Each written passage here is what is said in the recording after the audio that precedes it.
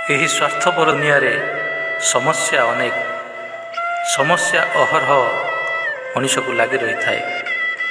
ସମସ୍ୟା ସର୍ବଦା ଆମକୁ ପଛକୁ ଟାଣି ତଳେ ପକାଇବା ପାଇଁ ଚେଷ୍ଟା କରୁଥାଏ।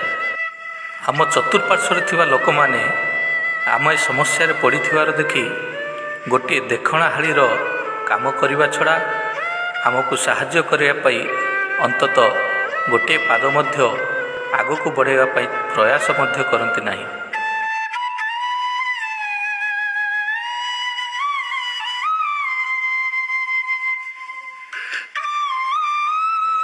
ଆଉ କିଛି ଲୋକ ଆମ ଉପରେ ଥିବା ଭଲ ପାଇବା କିମ୍ବା ବିଶ୍ୱାସ ହେତୁ ଆମକୁ ସାହାଯ୍ୟ କରିବାକୁ ଇଚ୍ଛା ଥିଲେ ମଧ୍ୟ ତାଙ୍କ ଭିତରେ ଥିବା ଭୟ ଓ ସେମାନେ ଥିବା ପରିସ୍ଥିତି ସେମାନଙ୍କୁ ଗୋଟିଏ ପାଦ ମଧ୍ୟ ଆଗକୁ ବଢ଼ିବାକୁ ଦିଏ ନାହିଁ।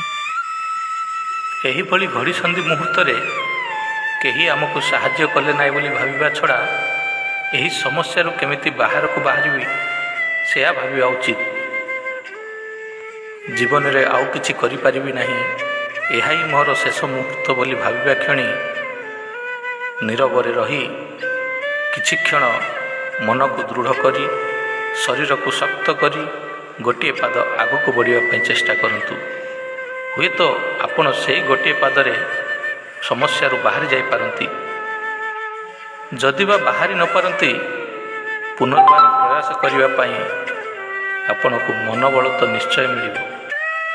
ଆମ ଚତୁଃପାର୍ଶ୍ୱରେ ଥିବା ଲୋକମାନେ ଆମେ ଯାହାକୁ ପରିବାର, ବନ୍ଧୁବର୍ଗ, ସାଥୀ ସହଚର ସେମାନେ ହିଁ ଆମ ଦୁନିଆ ବୋଲି ଭାବୁଥାଉ, କିଛି ସମୟ ଦେଖି ସେମାନେ ବି ମୁହଁ ଫେରାଇ ଚାଲିଯାଆନ୍ତି, ଆମକୁ ଏହି ସମସ୍ୟା ଭିତରେ ଏକଲା ଛାଡ଼ିଦେଇ। କିନ୍ତୁ ଗୋଟିଏ କଥା ମନେ ରଖନ୍ତୁ, ସମସ୍ୟା ଅଛି ମାନେ ସମାଧାନ ନିଶ୍ଚୟ ଅଛି। ସମସ୍ୟାରେ ପକାଇବା ଲୋକ ଅଛନ୍ତି ମାନେ ସମସ୍ୟାରୁ ବାହାର କରିବା ଲୋକ ମଧ୍ୟ ନିଶ୍ଚୟ ଅଛନ୍ତି। ଭଗବାନଙ୍କ ଉପରେ ଭରସା ରଖନ୍ତୁ।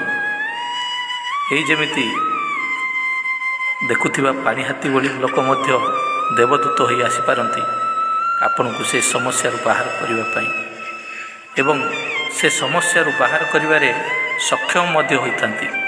କିନ୍ତୁ ସେ ପର୍ଯ୍ୟନ୍ତ ନିଜ ଉପରେ ଭରସା ରଖି, ଭଗବାନଙ୍କ ଉପରେ ଭରସା ରଖି ଆପଣଙ୍କ ମନକୁ ଦୃଢ଼ କରି ଶରୀରର ଶେଷ ରକ୍ତ ବୁନ୍ଦା ପର୍ଯ୍ୟନ୍ତ ଆପଣଙ୍କୁ ସେ ସମସ୍ୟାର ସାମ୍ନା କରି ସମସ୍ୟାରୁ ବାହାର କରିବା ପାଇଁ, ସମସ୍ୟାରୁ ବର୍ତ୍ତିବା ପାଇଁ ଆପଣଙ୍କୁ ପ୍ରାଣପଣେ ଚେଷ୍ଟା କରିବାକୁ ହେବ।